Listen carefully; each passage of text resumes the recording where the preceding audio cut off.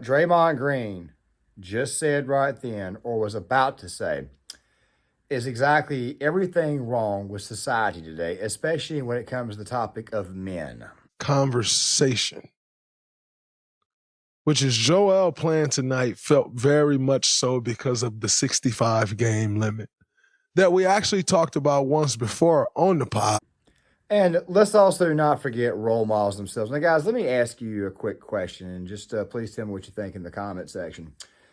One of the problems that we have today is that we don't have very good role models. Now, you might think to yourself, dude, you're a YouTuber, you're in your house, and of course, you're not really much of a role model yourself, but at the same time, though, we kind of need people to look up to. And some of those people that we look up to oftentimes do things like, I don't know, play sports for a living. That's how we used to do it. I remember the old Gatorade commercial, I Want to Be Like Mike. That came out back in the early 90s, and it was a very big deal. And I'll link it in the description box for you guys. I can't play it here because I'll get a massive copyright claim. But still, the thing is this right here. Sports is supposed to, how do I say, inspire. It's supposed to bring together. It's supposed to motivate. Does it for women as well, especially in women's sports, but of course we know how that's looking right now. But still, I think this is a perfect amalgamation of what's going on in today's society. So we got this issue where players in the NBA are a little bit upset because now the NBA has implemented this brand new rule saying you have to play at least 65 games, play in at least 65 games, of course, even if you're a role player, to even be considered for an award. That right there being stuff like Defensive Player of the Year, Offensive Player of the Year, MVP, stuff like that there. And of course, the NFL, they've got their own awards. Major League Baseball has got theirs as well. And I personally think that the most important thing in this entire situation is not so much the stats argument, but exactly, how do I say this? It's the player's overall value to their team over the course of the season.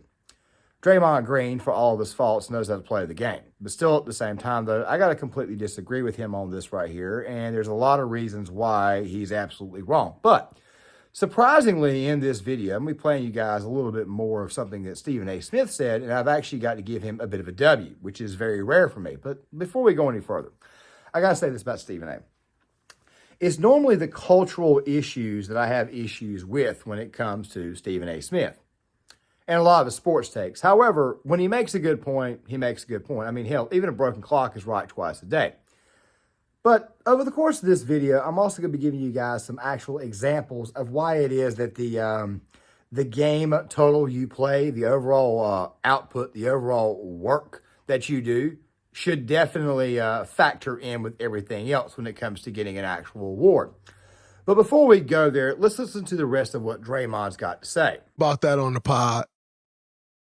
I don't remember what I said verbatim, but I remember the gist of what I said, which was something along the lines of everybody's happy with this 65 game rule until you got a bum on all NBA team, until you got somebody that's not totally deserving to be the MVP of the league because someone else didn't qualify before the game because of this game limit. Now, where I think is actually quite bullshit myself is to incorporate something at this point,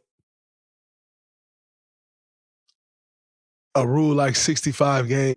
Somebody put Kawhi Leonard's actual games played. And of course, Kawhi Leonard is a player whose overall workload has been questioned because he's had a lot of injuries. He's also had low amounts of workloads. But early in his career, there were seasons where he did actually have a pretty solid workload, over 65 games a year. Now, before we go any further, I want to give you guys a personal example of what I'm talking about when it comes to workload. And I understand that maybe some players may not be as impactful at the time. And you think to yourself, maybe they don't have to play as much. But still, when it comes to getting awards, you need to have these on your record. It's just the way that it is. And quite frankly, to go on top of this, you can't just lay out of work whenever you want. You still need to show up. It's something that men, quite frankly, need to do every day. There are men out there who do push it and go to work sick. And, of course, there are also people out there who, quite frankly, don't put out enough. Me, I can tell you right now that anytime I worked a job, I went out of my way to be there on time. But, yes, there were days where I did push it too much. And, of course, there were a lot of days where I didn't push enough and, quite frankly, did lay out of work sometimes. But at the same time, I also lay out of work for things that, quite frankly, getting drunk the night before, stuff like that. But still, for the most part, I still show up to work. I'm just being honest with you guys. I'm not trying to be a saint or anything like that. I'm not somebody who comes out here and tries to sensationalize his content for extra clicks or extra views. You hang out here long enough, after a while, you keep making a good point, you will eventually, things will pay off. But then again, I'm also branching out into other stuff too with other channels, movies, things like that. But still, the thing is this right here. You should always try to work. You should always try to show up to work. You should always be to work. But let me give you guys a couple of examples of what I mean. Back in 2010, all right, back in 2010. I remember this year very well because my Packers won the Super Bowl. Now, this is the NFL I'm talking about, not the NBA, but I'm pretty sure you guys will be able to relate. That year, Troy Polamalu, the 2010 season, okay, not the 2010 playoffs from the 2009 season, but the 2010 season. Troy Polamalu of the Pittsburgh Steelers, he won Defensive Player of the Year. There was another player that probably should have won Defensive Player of the Year, mostly due to the fact that it wasn't just the stats, but it was the overall value to his team, especially on defense. And then to go on top of that, the fact that he played in every single game, where Troy Polamalu did not. He was actually injured portions of the season, sometimes did not play. He still played, I think, over 10 games that year, but still at the same time, though, 10 games versus somebody playing 16 is a little bit different, especially given the fact that the team that I'm talking about is the same team that would beat his team in the Super Bowl, Packers. The player I'm talking about is Clay Matthews.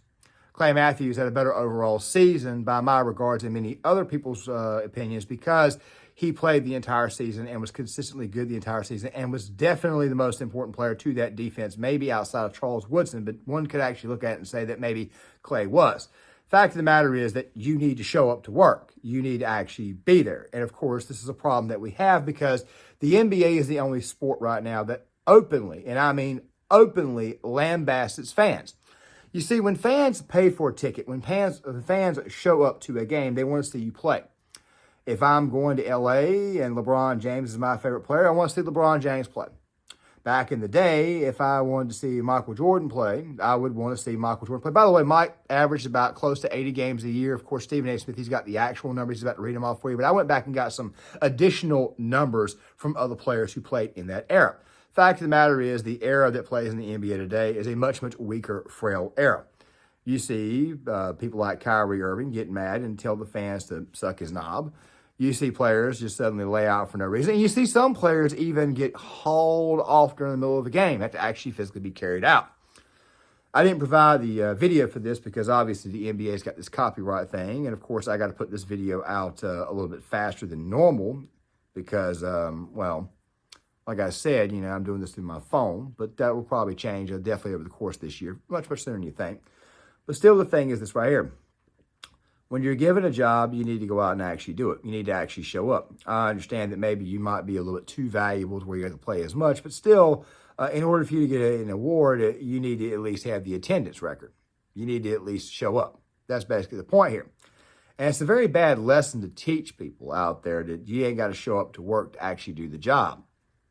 You need to be at work to do the job. It's just the way that it is. A lot of other benefits that can come from that. But let's get to what Stephen A. said. Injury after missing 10 of his 11 last games. He had this to say to The Athletic on the NBA's 65-game policy. Quote, I think it's a stupid rule, like plenty of the guys in the league, but this is what the owners want. So as players, we got to do our job playing 65 games if we're able to.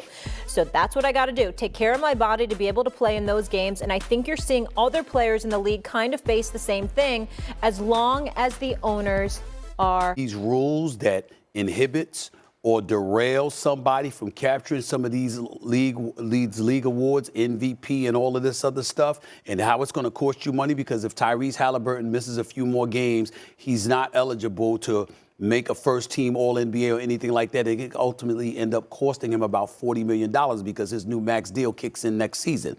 Okay, well, blame some of your contemporaries because it's their fault. It's not the league's fault. What are you supposed to do?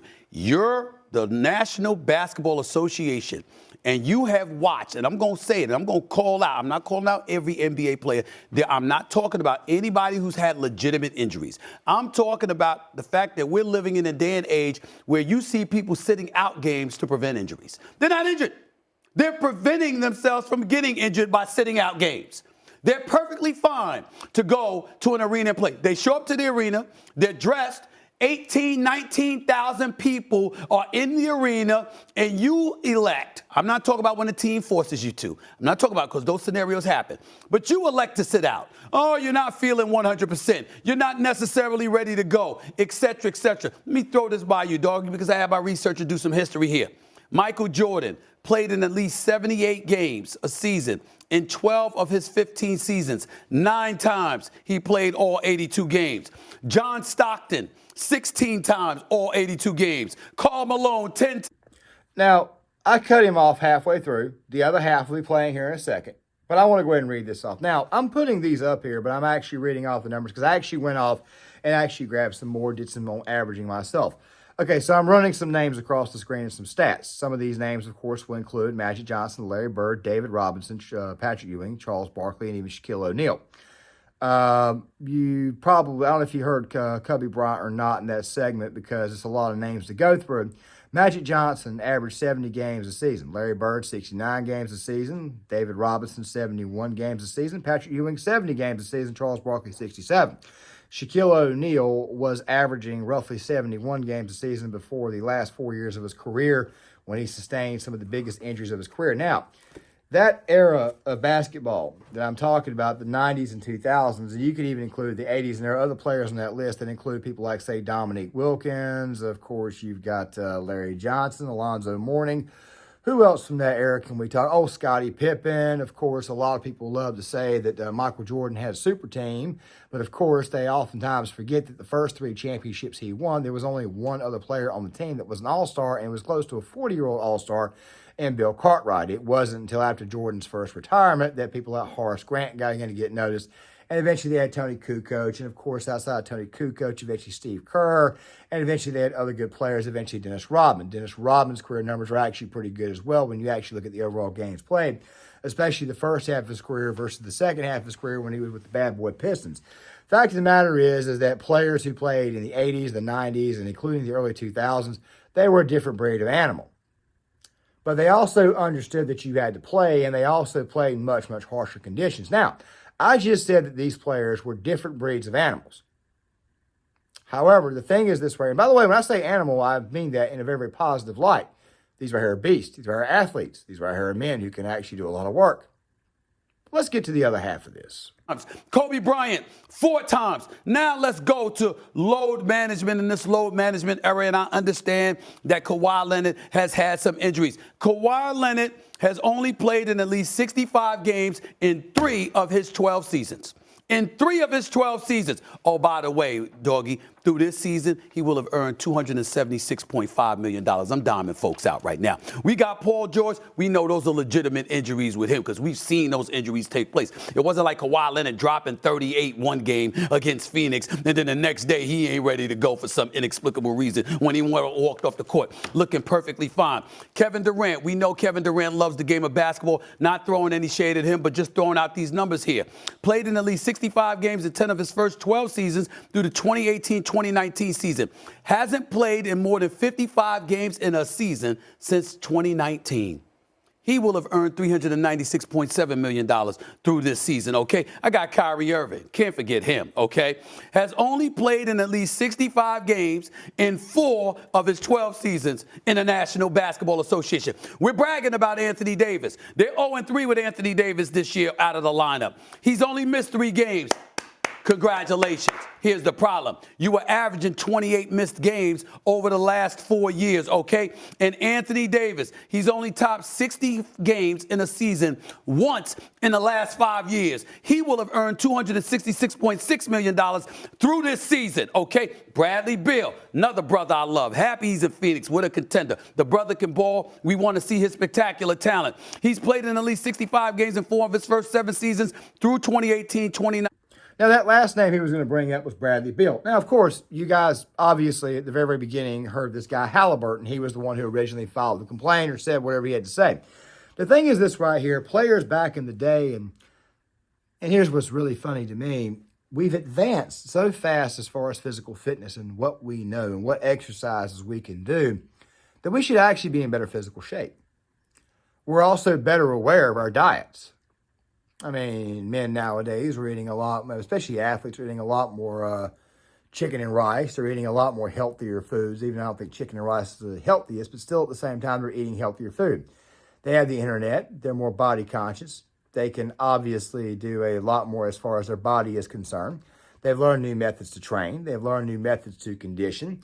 You would figure that these men would be in better shape. And there's also more off days during this time frame. And to also go on top of this, a lot more of these arenas are actually air conditioned. So what's the problem? Oh, did I also forget to mention when I did say Larry Bird earlier? Larry Bird used to have to go up against Phil Lambier. Okay? Those bad boy Pistons teams in the late 80s, they were pretty bad. Those 80s Lakers teams, they were pretty rough. Even the Celtics in the 80s, they were pretty rough too. Those 90s Bulls were accused of being finessive, but of course they would eventually toughen up. Back in those days, arenas were not as high-tech. I want to say it was the Boston Celtics, the old Boston Garden. This is before it became the TD Garden. I want to say they didn't even have air conditioning. Fact of the matter is that players back in those days were much, much tougher. But you would figure with everything that you know today and the conditions and the rule set being a lot lighter today, allowing said players to get away with a little bit more, you would figure that these players would be tougher or at least be able to handle a much, much more rigorous environment. I don't know about you guys, but the amount of money that these guys are getting paid, which I haven't even brought up until now, should tell you right there that these players are just being soft. These men, or these so-called men, they could push it a lot harder. They could go a lot harder. They could play a lot more, especially given the fact that they make a lot more money today than what they made back in the 70s, 80s, and 90s. Okay? Just figure out to toss that out there. You're getting paid millions upon millions of dollars a year. You have social media accounts. You now have this thing where now you have player access where players can now record themselves and do their own little documentaries of how things are after the game. So now we can see players go out and smoke cigars, play grab ass, whatever the hell they want to do. The fact of the matter is this right here. The current player in the NBA is soft, not only physically, but they are also soft emotionally and mentally. We've seen this with these players actually attacking the fans. If I was a fan of the NBA, I would not spend not one single red cent on a single one of these tickets to see these wussies. And let's don't even get started on how it is that these guys preach to you every chance they get. Michael Jordan had a rule, and of course I'm going to be talking a little bit about Michael Jordan here before we close this video. Michael Jordan had this rule. His rule was Republicans wear sneakers too. Basically, what he was trying to say is that everybody who comes to watch the game, they really and truly aren't here for politics. He was also trying to say, look, I don't want to alienate half my audience because these people buy sneakers as well. Good old-fashioned set of Jordans, man. They are extremely nice. You know, it's just too bad I can't wear them like I want to, given the way my body is constructed now, which is still pretty good. But still, though, when you get older, you begin to start developing some ailments, and you even start to develop a few additional things. But the thing is this right here. Michael Jordan understood that at the end of the day, what really mattered, the bottom line, was how he played. Even though most of his money actually came from Nike, he understood that in order to get said Nike endorsements, he still needed to be on the field to play. In order for him to get that additional Gatorade money, he had to actually play. So we're not even talking about the fans right now. We're talking about the actual money itself. These guys are not even actually earning their keep. And then to go on top of this, they go to their cell phones, they go to their Twitter account, and they lecture all of America on how racist we are or how we treat them bad. Dude, you get paid, some of these guys are getting paid $300 million over the span of 5 or 6 years. And you can't take a little bit of criticism?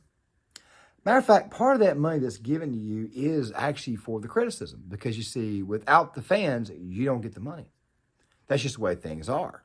I mean, that's just how things operate. But about Michael Jordan. And yes, I'm an old hat who still believes that this man is the greatest basketball player to ever live and definitely the hardest era ever in sports history, the late 80s and 90s. Let me say this really quick. Michael Jordan went overseas one time, and he was playing in France. It was an exhibition game, and they asked him at the end of the game, why did you play? Why did you play the whole way, Mike? Why did you do this? Why in the world would you go out here and risk everything you have for a crowd that doesn't even watch you regularly? And Mike's response was something along the lines of, you know, there's a kid out there who may come to the ball game to see me play. They may come to see us play. I want to make sure. Now, I'm not saying verbatim, not verbatim, so please don't beat me up. But then again, if you want to beat me up in the comments and be a stickler, it's okay too. Just say it, preferably, because you know how it is, the algorithm. He basically said, look, I want to give everything I have to the viewing audience. I want this kid who came to see me, I want them to see me play. Even through all the cussing, the bad stuff, because of course, if you saw The Last Dance, you saw how hard, how grimy Mike could be. Basically, what Mike was saying is that I want to give it my all every time I go out there, and not just for me, not just for my team, but for these fans. I am laying it on the line for them. I am putting my body, my mind, my soul on the line, on the floor for them. That right there is what I am doing. I don't want to see a single person leave here disappointed. I want this child to know that they saw the greatest of all time, the best pure athlete to ever play the game. And Michael Jordan is not the only person who did this. As much faults as Charles Barkley had, Charles Barkley tried to do this. And I got a lot of disagreements with him. All right. Who else? Patrick Ewing, he did it too. Fought through injury to play. David Robinson, people oftentimes forget about David Robinson, center of the San Antonio Spurs, late 90s, or actually throughout the entire 90s, was also in the Navy too. This guy put his ass on the line. Larry Bird constantly stayed hurt, played his butt off. Magic Johnson played his butt off, even had AIDS, still got it to this day. This guy is still surviving that thing. Oh, holy crap. These people put their bodies, their minds, their souls on the line, and they did not complain. And if they did complain, it was behind closed doors where the fans did not see it or have to hear it. The NBA fan, the current NBA fan, has to put up with enough at this moment in time out of these players and their shoddy play and their shoddy attitudes for them to now say, I want an award because I did very, very well playing only 60 games, but you require me to play 65 when your contract is already paying you anywhere between 7 to possibly 8 figures a year, and God knows how much more you're getting in local endorsements. Fact of the matter is that the current crop of the NBA, the current players are absolutely weak, they are spoiled, and they are absolutely pathetic. And this right here is the bad part about this entire situation, because a lot of young men are seeing this situation, and a lot of young men are looking at this entire situation. And they're thinking to themselves, well, man, if Draymond doesn't have to do it, then I guess I ain't got to do it. LeBron ain't got to do it, I ain't got to do it. Steph Curry ain't got to do it, I ain't got to do it. These right here are not role models. These right here aren't even really men. That's the truth about the current crop of the NBA. And even though I don't really watch it anymore, I figured I'd come out here and tell you that this right here is exactly what the hell is wrong with American society. No proper work ethic. Men don't realize this. Men don't know this. We've been babied. We've been pampered. We've been spoiled. And now we're overly arrogant. I mean, what's that saying? What is it? Hard times create strong men create good times create weak men create hard times. I mean, that's what the hell we're dealing with here. And if you really and truly want a good amalgamation of why this is the case, just look at the current NBA. Guys, please tell me what you think. Please hit the like button, subscribe, share the video, sound off in the comment section. My goal was to get 2 videos out tomorrow. I may not be able to. I may be making a lot of content for Saturday and Sunday. I do want to talk about this issue involving Vince McMahon and this supposed sex scandal that he's apparently resigned from the WWE from. I also want to talk about a couple other issues, including the OnlyFans pipeline from the men's perspective. So make sure you guys stick around for all these videos. We're probably going to have anywhere between 2, 3, 4. It depends on how the weekend goes. I'm not going to be going anywhere. I'll basically be tied down to here looking to get some content out, write up some ideas for these video essays that are coming up. So make sure you guys stick around for that. Please hit the thumbs up button. Also, please share the video. Please leave a comment in the comment section. I would love to hear what you guys have got to say about this issue. Please sound off. Hit the notifications bell, and I'll see you guys later.